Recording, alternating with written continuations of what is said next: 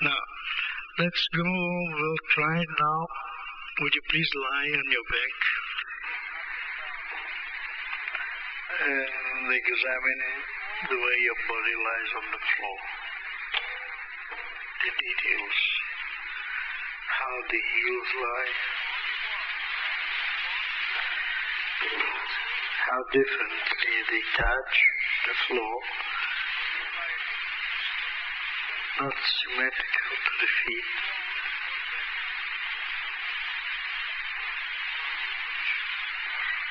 And now the calf muscles.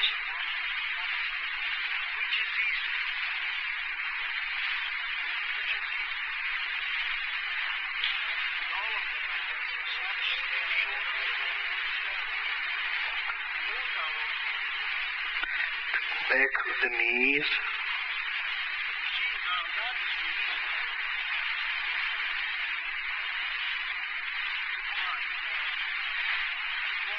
The hip joints.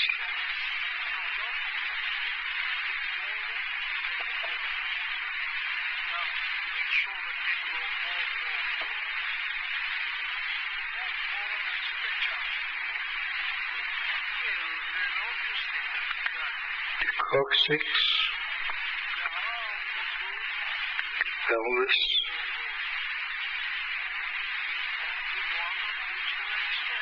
the small of the back or the lumbar region,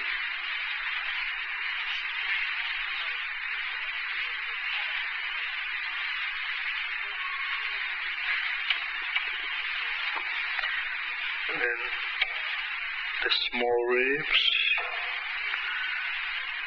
Ribs on the right and the left usually don't lie the same way.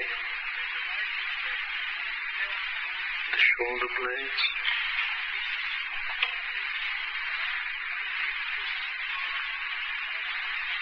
The arms. Not only how differently one hand and one elbow and one shoulder are on the floor compared with the other. How far they are from the body, they are not at equal distances.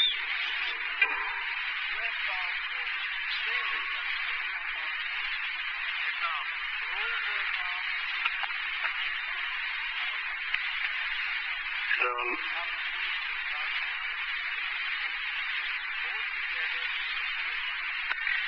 think of the space or that angle between the right ear, the right cheek and the right shoulder, and see whether you could trace on the floor the shadow of that or the relief. Think of the right side of the head, the ear, the jaw, the cheek, the eye, the forehead on the right, the temple, and then down the throat, behind it, below the ear, the shape of that neck, and the shape of the shoulder, to the tip of the shoulder, and then the right clavicule, from the middle of the throat to the end of the shoulder, and the shoulder blade.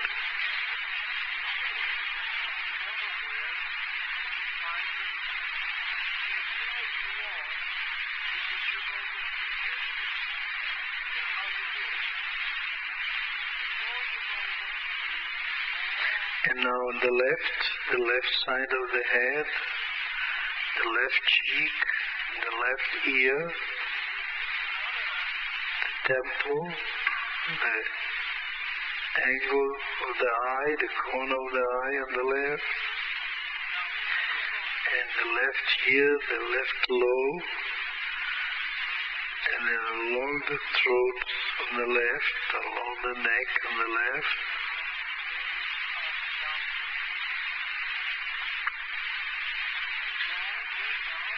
and the left clavicule,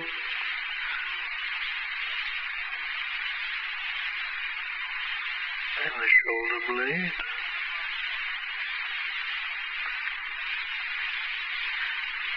And now see whether you can think whether both shoulders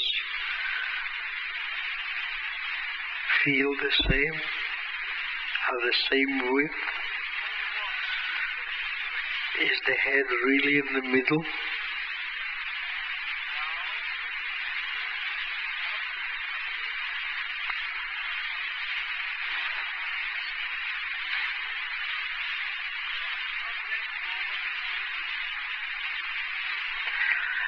Now, very slowly, move both feet in such a way as to flex them. That's right, without lifting. Flex them. Don't change the position, just flex them. Flex them. And flex them again and stay there. Could you feel what it is to the head? Do that again. Lower, then flex again and see whether you can feel the movement straight up to the head, where the head lies. Now, slowly, extend your feet. Now you can do it in many ways. You can do it where the heel and the feet slide on the floor, anyway. But you can hold the heels on the floor so that when you move the feet, when you flex your feet, the whole body goes up and down. Up and down, because up is the head and down are the feet. So use your heels on the floor. You're pressing the heels so that when you flex your body, you feel the whole body moving up and down. When you flex the feet, the head grows out of the shoulders, and when you extend them, the head is... watch now. Slowly, keep on doing it. That's right. Observe only that when you flex your feet, but you must hold with the heels the floor, otherwise you flex and you won't move. The heels, you stand as if you stand with the back of the heel on something, which allows you to push the body.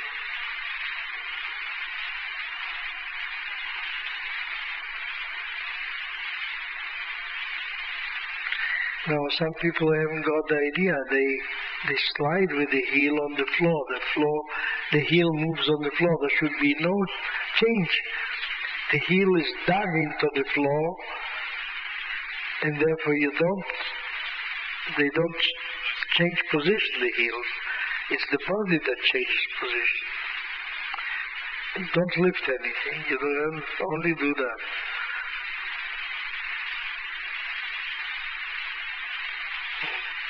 With some people, it doesn't work at all, because they somehow don't perceive a thing because they haven't done it before. They can't get the idea. Now, can you dig your heels in the floor and spread your feet? They are not together.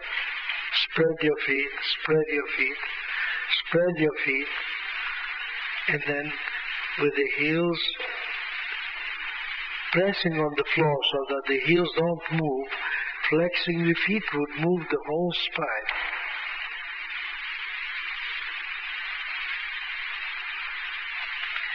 And flex them so make the movement bigger.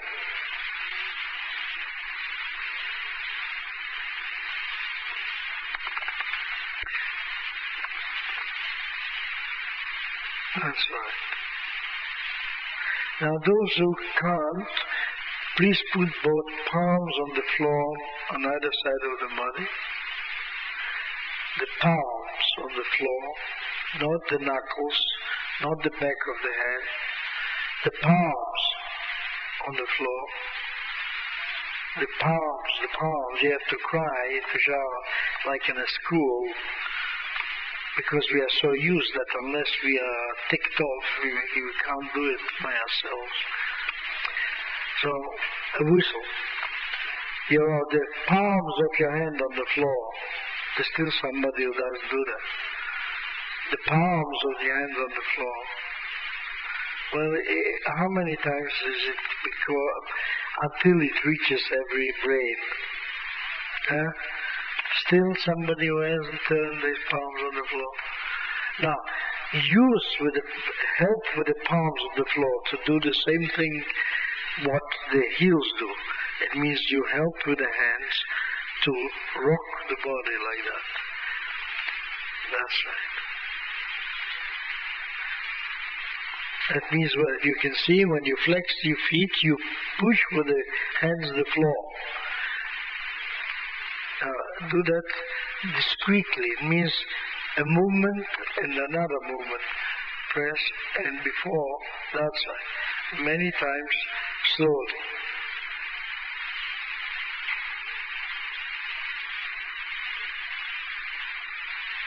It means the hands, you see, press on the floor so that the friction doesn't let the hands slide exactly as we want the heels to dig into the floor so that they don't move. And therefore, moving the feet will actually push the spine through the chest, and this means that all the ribs and all the 12 vertebrae and the sternum, means the chest bone, all those ribs are getting into motion and not remaining a solid that can't be moved separately. You will see what it does slowly. Now, if by and by change that movement into a small movement, going back like a jello, like a pudding. But don't lift your body in the air. Don't, you must lie. The whole body lying, otherwise it won't do anything to you, to the muscles of the back and to the chest, because the chest will be stiff and held.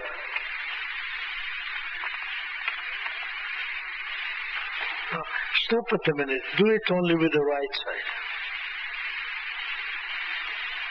Only with the right side. And note what happens to the chest, to the body. Don't hurry. Do one movement, clear, so that you can feel that something is happening in the chest and the pelvis, which quite differently from the middle. That's right, slowly, until you can realize what you're doing. That's right.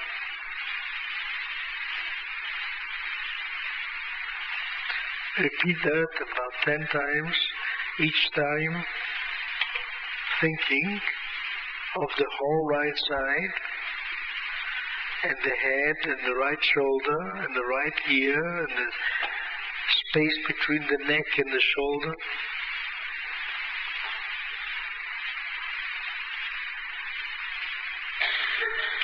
And now, you do it on the right side.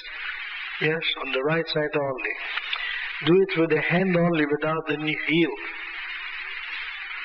With the hand only. And observe that when you do it with the hand, when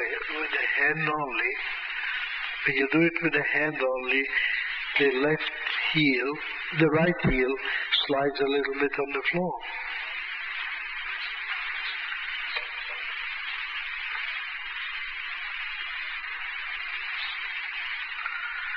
Now hold the hand not only for pushing, but also for pulling. It means that the right side with the hand would go up and also down, pull the floor. Push the floor and pull it. Push it and pull it.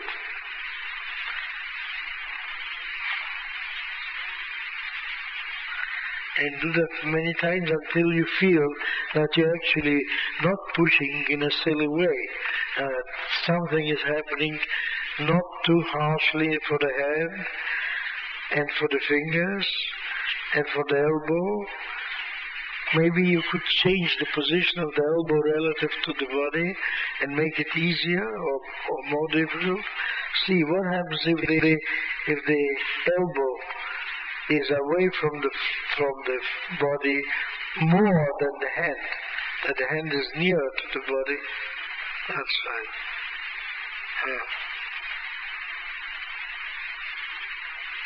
And now hyperextend your hand straight as it is, do it. It means make your elbow, lift your elbow off the floor, make it straight, the arm straight, hyperflexed, but not away, there. And with a straight arm like that, do it with a straight arm. Now, in between the two, change the position of the arm so that you feel more comfortable. And that's more effective. That's easier.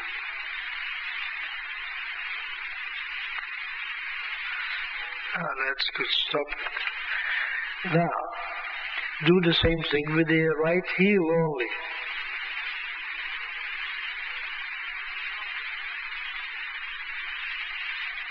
With the right heel, the right heel, not the left. If there were more, they would have more chances of getting wrong. Fortunately, we have only two sides, and that's already too much for many people.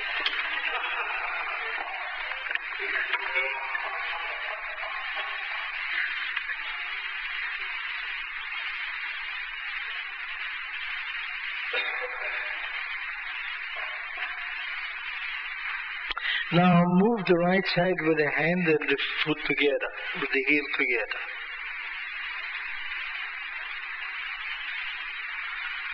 Don't hurry. Note what happens when you push like that upwards. Note on the right side which parts actually tend to touch the floor and which are lifting above the floor. Because the pelvis is rocked so that the small of the back goes to touch the floor, and the chest and the shoulders do the exact opposite, the lift of the floor. The right shoulder goes up to the floor, but the shoulder blade lies better, and the small ribs in front are pressed down into the chest, so that the chest widens on the floor, because the ribs, the floating ribs, the small ribs, when you push like that with your heel, outside, lie on the floor, touch the floor. Can you see that makes something unfamiliar and therefore changing the muscular movement all over the place? Therefore, there's something in the brain that must change to produce that. It's a new pattern, not used before.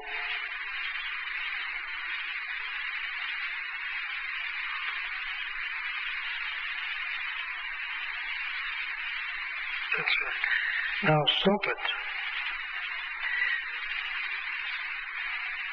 Just sense the difference between the right side and the left side. Both in the hips, in the chest.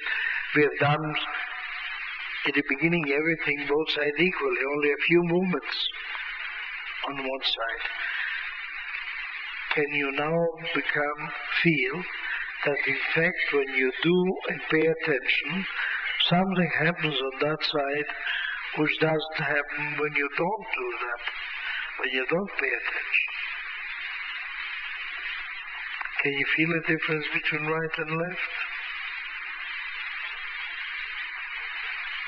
It's enough for anybody to pay attention to realize that there is a difference.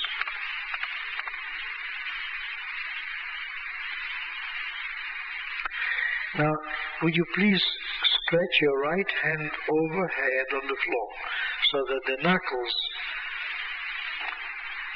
are above the head, touching the floor. Doesn't matter whether the hand is straight or not, whether the elbow is straight, just to touch with the knuckles. And now push again that right side with the heel and see what it does to the right hand.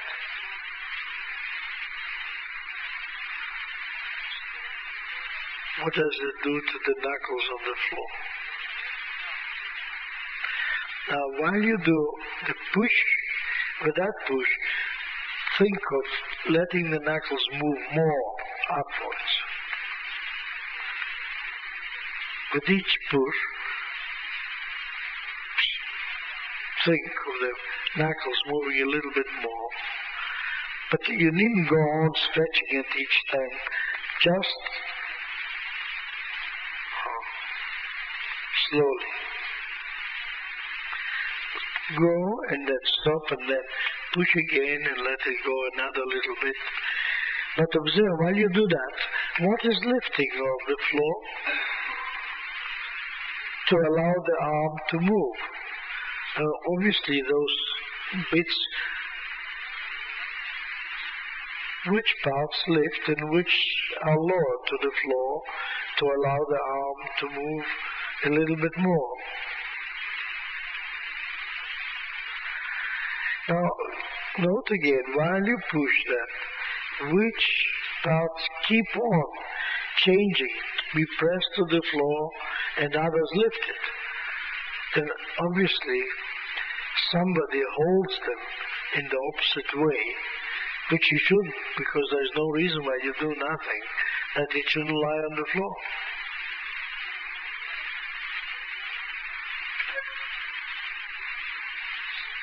In fact, with a little Gillette blade, I could go in between the ribs and just sever those things that interfere, and all the arms would lie absolutely flat, and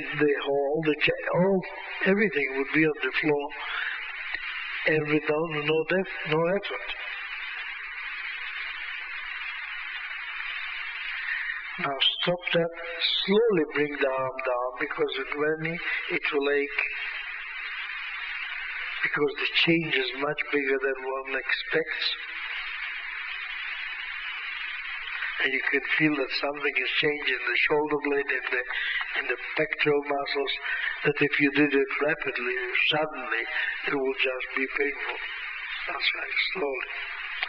And now, do again that right hand with both the hand and the foot together, and see how much cleverer the body becomes. Look now when I look, I can see it. Everybody look, there are such an amount of movement that you wondered how was it that most people didn't move at all to begin with, could hardly see anything. A few did, of course, but a few even now there is very little movement.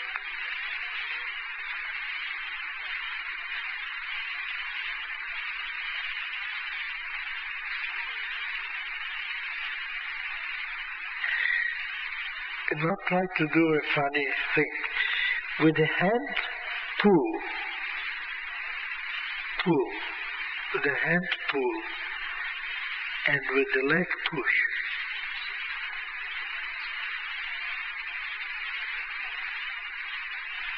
And the other way around. That means, that's right, the hand and the foot are out of step. That's right. Now observe which parts are now pressed to the floor and which are going up. And observe also whether the head moves, whether the chin moves.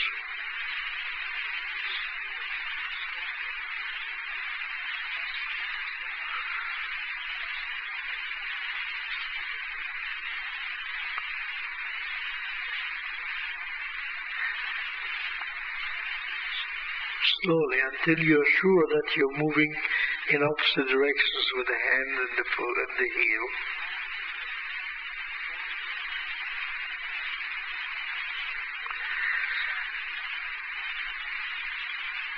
Now move them together again, and say as before.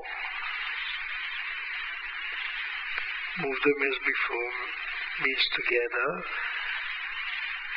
The hand helping the foot and the foot helping the hand. Now increase the friction on the floor and have the palm on the floor pushing and the elbow sideways. That's right. Many keep on doing that, except that their left foot does exactly like the right one and they can't stop themselves. Can you see that is undifferentiated? It goes together. You should be able to move the nose without the hand. That everybody can. But one foot without the other. In fact, you will see when something happens in the spine, like an injury in some break in continuity in the back, then you cannot move one leg without the other one doing something at the same time. It's impossible to deal with one leg without the other. But with a healthy person, it should be possible. If it isn't, it's because he never bothered to learn how to separate. And therefore he does many things with people like that. There are sprains in the knees, sprains in the feet, all sorts of trouble which shouldn't be there. It's like biting your tongue all the time because you haven't learned to speak without and eat at the same time. Children often bite their tongue, but when you grow up you stop doing that. But still occasionally it happens. Now stop it in a minute, put your right hand over your head on the floor and see whether the right hand feels lower to the floor, whether it lies better.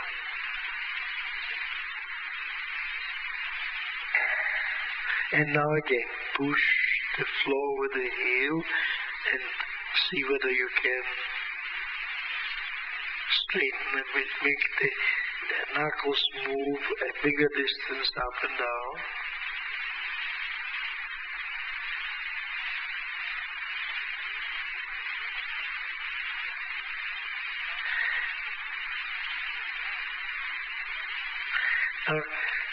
While you do that, look, each time you push, look at your hand.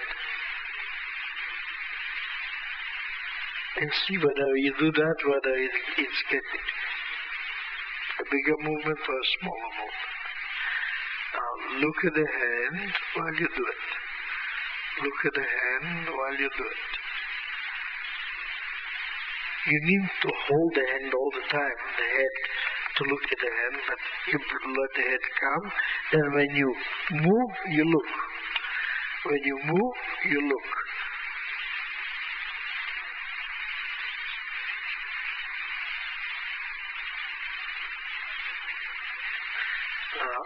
Note whether there is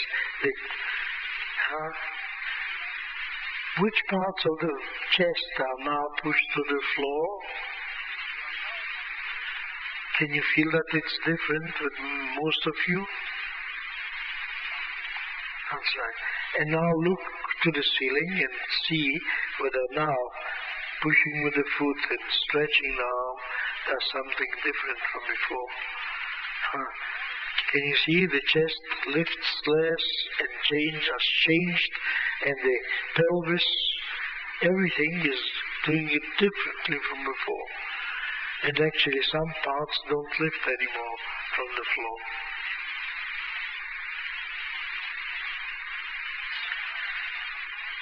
Alright, now stop it. Just lower your arms on either side of the body, slowly. That's right, move slowly because otherwise it might be painful. Now compare this sensation on the right and the left, the way the body is lying, the right hip joint, the right knee, the heel, the back of the knee, the chest, the arm, the shoulder, and watch at the same time that the feeling of the right shoulder and the head and the right cheek and the ear and the neck and the clavicle. Note that. See how much wider that feels than the other one. And roll on your side, get up, walk around, and see the difference between right and left. Just walk and see. See the difference it feels between the right side and the left side.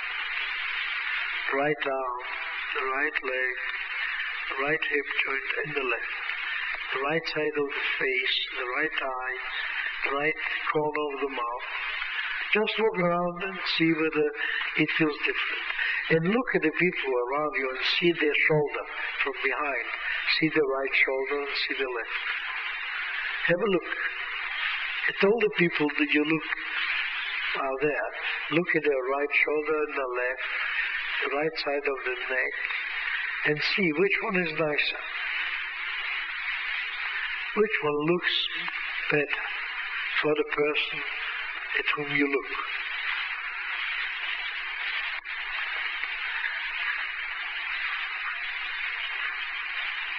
Now lift your left hand overhead and lower it. Do it a few times just to feel how it is. Now, and do it to the right side and see the difference.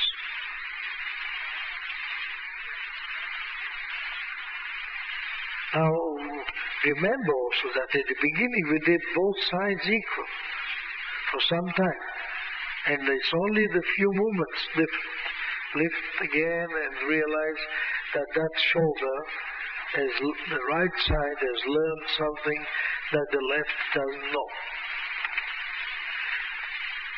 And that you have to, in your brain, shift it from right to left. Alright, that's enough. Now, look at each other's faces and again watch, see the right shoulder, the right clavicle. See the width of it, the form, the shape of everyone in front of you. Just to realize that these things do something which cannot be done in any other way. If you look at the height of the shoulders, you see one shoulder is higher than the other and is wider, the clavicle, from the other. Now look at them and see, walk around, look, don't stop, make it awkward, just have a look. You can look going back from the corner of the eye to see and say, yeah, this one, right, is different from the left. Which one is higher with everybody, the left or the right?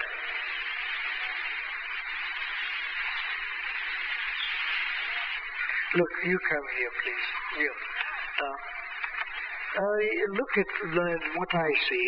Look at this shoulder and that clavicle. Look at that one. Look at the pectoral muscle here and look how this one is. Can you see that way? Look at that. I took the first who came near to me. Can you see the difference or you don't? Can you feel the difference? Well, thank you very much. Now would you please lie back on take up your stations. We always speak in military terms. We fight inflation. We're always big fighters. So take up your stations. Rest a minute or so, and just while you rest, see whatever difference you can detect in your body, on one side and the other.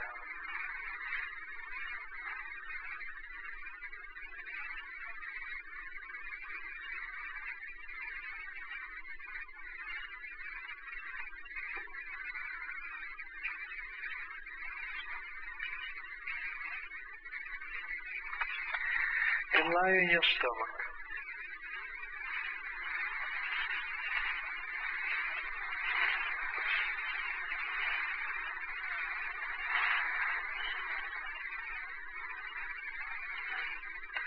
Now, bend your feet as in a start.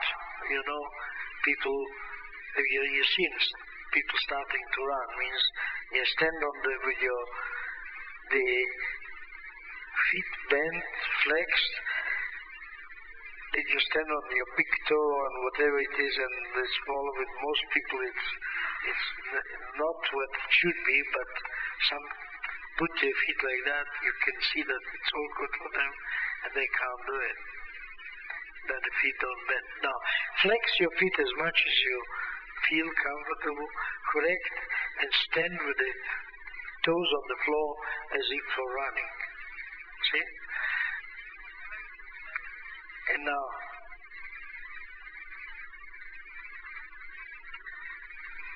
put both hands in front of you, but on either side of the shoulders, as if for pushing up. That side, for pushing up. Means the elbows in the air. That side. Very slow, like that. And now just not to rub your nose on the floor, lift it a little bit, but keep it straight. Keep not on one side, but in the middle. See? But just enough, but don't push up. Just the head is lifted so that what we do will not rub the nose and the thing and the chin on the floor. And now slowly extend your feet. Therefore you will find that your knees must lift off the floor. No. You dig them in the floor. Right. You put the feet for running and not lift them. Dig your toes as if for running, so that you have the same effect as before with the heels. And when you push the floor, you will find both knees lift off the floor. Now do that. Bend the knees, let them on the floor, and do with your feet, push and lift them. Push and lift them. Discreetly, means discrete movements, not jelly now. Each movement separate. That's right. Feel that you can push, when you push the floor, the heels, the knees lift and leave the floor.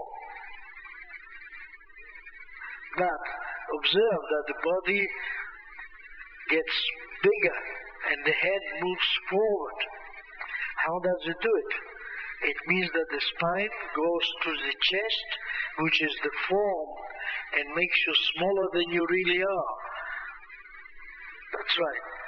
Now watch slowly that when you stretch the knees like that, the pelvis is pushed and pushes the spine, that it changes the position, the relation of the chest to the pelvis, and therefore the head grows out of the shoulders, and the nose or the chin move on the floor, becoming taller.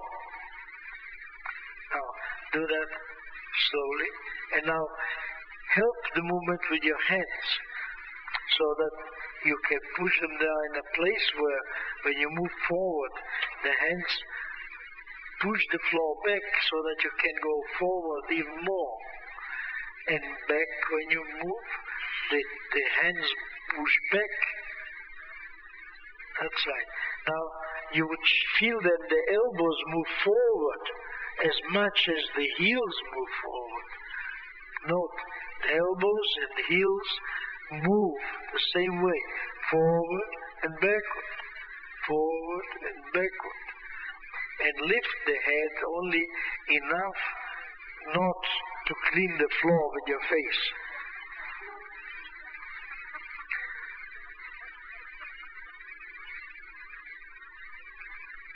Now, gradually make that movement simple, or stop a minute, rest a little, rest a little.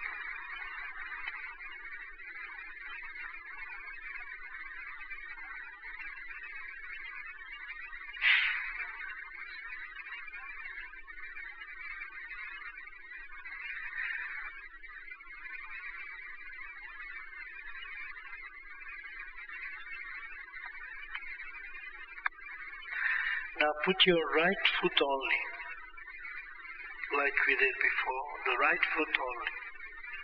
We want to learn, after all, not to make both feet do the same thing, so that one can go forward while the other one stays behind. Now, put your right hand on the floor in front of you like we did a minute ago, the right hand. And the left, move with the knuckles back, lying alongside your body. On the floor, the knuckles on the floor, the palm upwards. Now, turn your face to your right, and now push with the right heel and see what the body does like that. Do it. One, help with the right hand. That's right. That's right. Keep on doing it. Gently, slowly. Now, observe that your right foot can move, can push with the big toe, and can move so as push with the small toe. Also, move your foot so that the heel goes right and left, and that you can push with all the toes, the small toe, and then only with the big toe, until you find which is the right position for the leg to push best, most powerfully. And then you will see that it's not on the big toe and not on the small toe, but it is where the push is between the big toe and the second toe. That's where the strong, good foot pushes.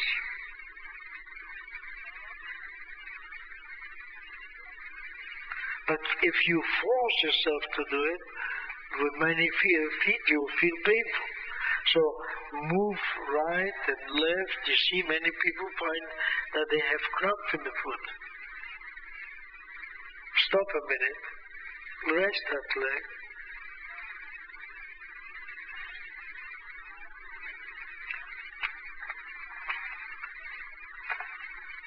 And try again. The rest is only the interruption of the movement. It's enough. It's not so tired. Now, you lift the right knee off the floor by pushing with the right foot, and then that's right.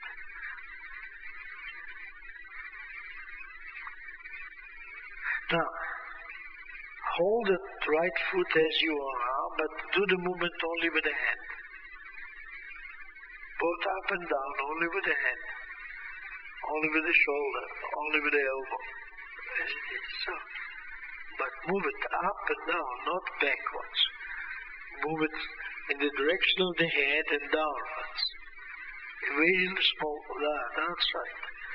That's right. Move it forward. In the lying position, it means forward from the point of view of the floor, but from the point of view of a human body, up means in the direction of the head. So move upward and downwards with your right shoulder, right elbow, right hand. That's right. And see whether you can leave the head lying, not to hold it, and that makes a big difference. Lie the head, don't hold it. put it on the floor, though it's not so. We have cleaned it actually before you entered. We cleaned the floor before you entered. That's right. Stop it. And now, stretch that right arm overhead on the floor. That's right. Push with the right foot and look at it at each push so that the right hand can get longer. With each push. Look at it. But each time lift it, put it on the floor, push and look at the hand and see whether you can actually make the hand move at least as much as the heel. That's right. Slowly. Observe that in order to do that, something again changes in the front of the chest on the floor. Feel the lower ribs protrude with most people unnecessarily, and you can feel something happening there differently in one side from the other. That's right.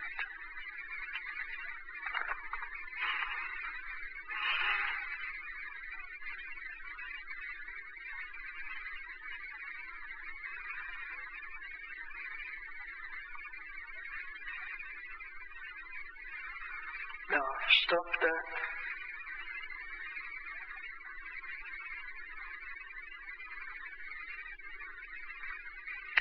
Lie on your back again.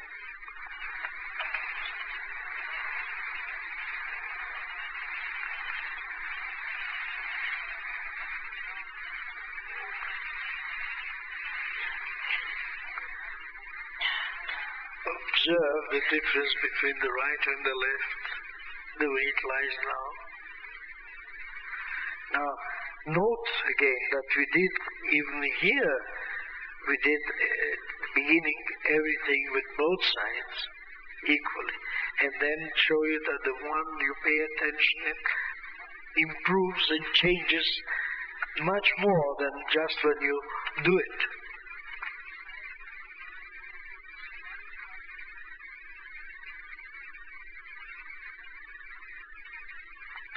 Now, this time again, put your right heel, dig your right heel into the floor. The left one, leave it slip. And with the right hand on the floor, help the body to move the right side only, both together in the same place. Only observe the extent, how much bigger that movement became. In the shoulder, in the hip, in the chest. Observe how much more movement there is. But of course those who hold the right arm with the elbow straight means hyperflexed arm. The arm was always bad and is bad now too. You have to allow the elbow move away. Otherwise, look, if the Almighty didn't want the elbow to bend, He wouldn't put an elbow there.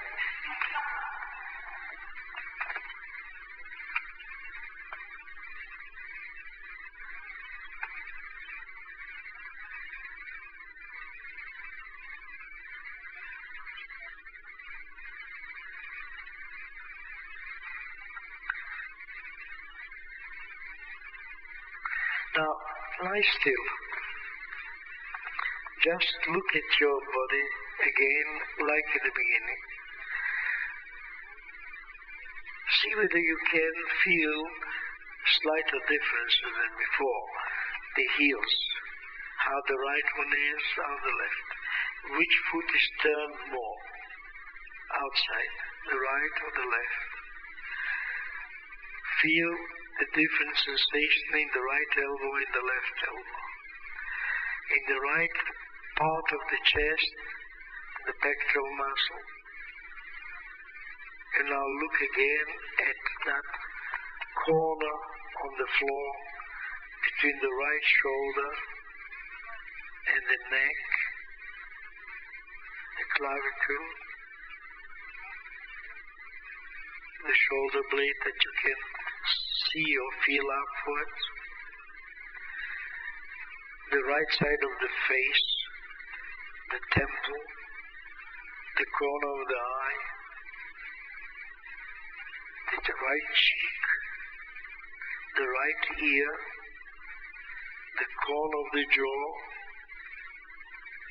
and the neck, and that corner altogether.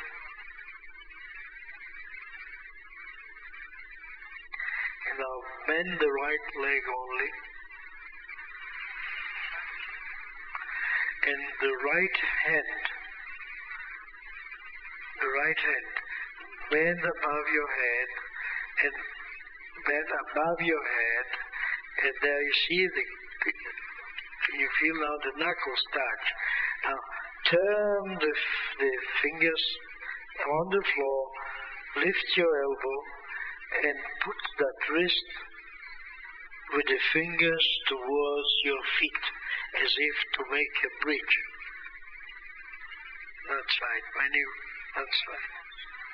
No, you can't bridge like that.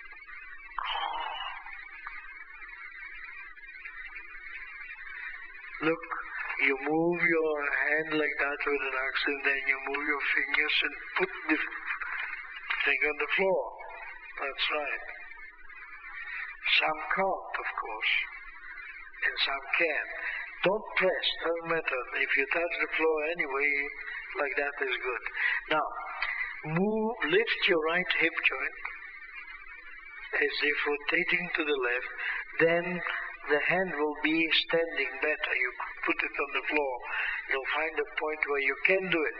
Everyone, you can do it. Put the hand elsewhere. Put it where you can do it. That's right. Slowly. Now keep on. Push the floor with the right. The hip joint. Push the floor. The hand, knee remains standing. Push the floor like that. That's it. And then you see when you push the floor with that, a second afterwards, obviously the right shoulder lifts and it's easier to organize the hand there. Now keep on doing that until you can put the hand standing firmly on the floor.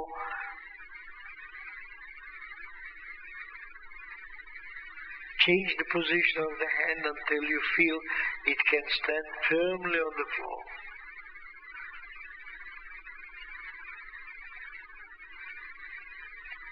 And come back with the pelvis, lift it again, and keep on doing that. That's right.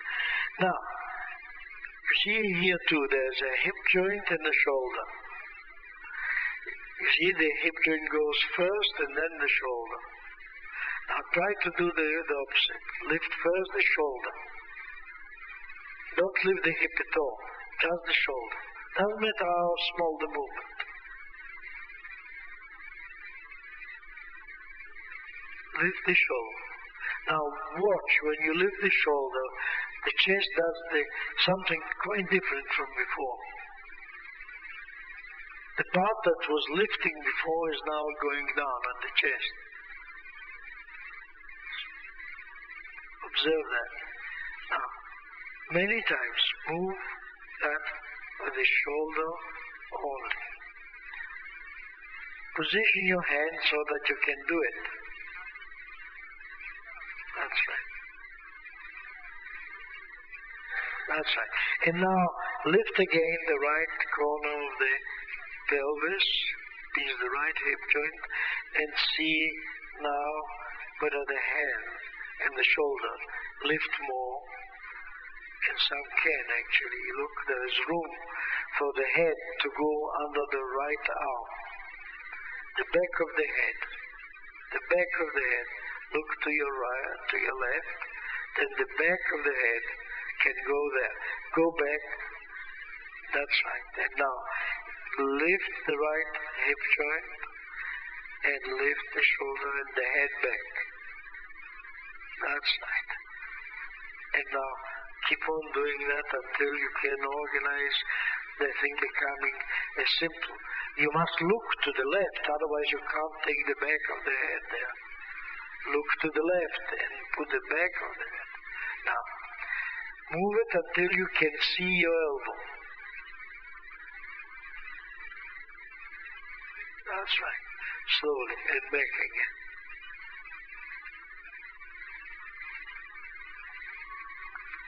That's right.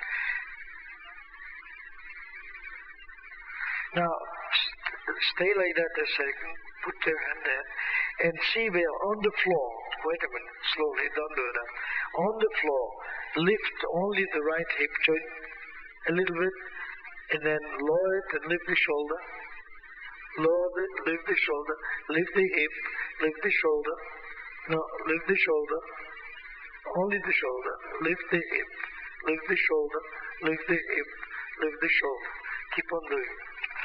Gently.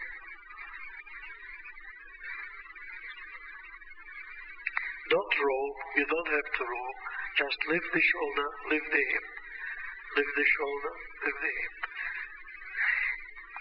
Now, don't take the head under the head. Leave the head normal on the floor. Leave the head normally on the floor. Leave the head normally on the floor. Now do that. Shoulder, hip, shoulder, hip, shoulder, hip, and put them back on the floor. Each time. Now put the shoulder back on the floor clearly so that it's like a little bank. That's right. Put the shoulder back with a little bank. Put the pelvis back with a little bank. That's right. Bang, bang, that's right. Now, a few times. Now lift them both together. And bang them both together. It's difficult to make really together.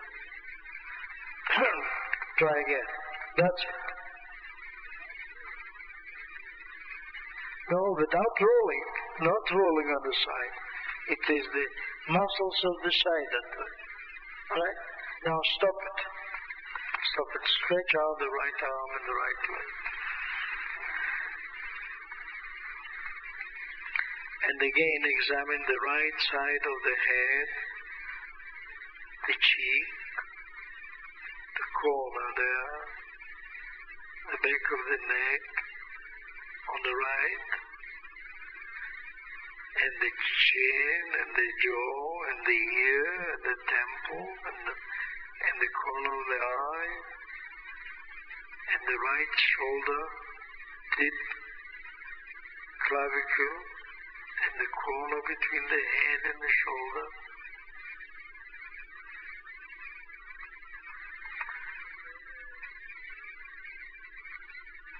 And now slowly get up. Walk around and look at each other's face and shoulder to see the difference should be enhanced. Walk around and see and sense, feel, observe, look at each other's shoulders and look at on which leg do people put the accent when walking now.